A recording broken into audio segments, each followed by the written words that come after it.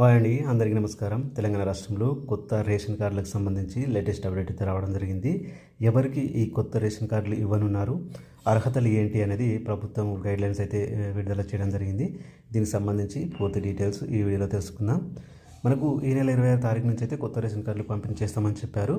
అయితే కొత్త రేషన్ కార్డులు వీరికి మాత్రమే.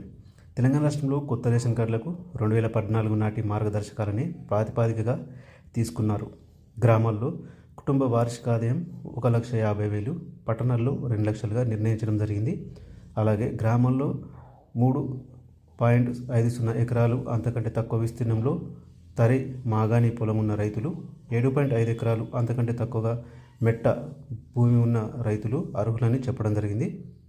కొత్త కార్డుల కోసం జనవరి 21 నుంచి 24 వరకు గ్రామ సభల్లో దరఖాస్తు అయితే చేసుకోవచ్చు.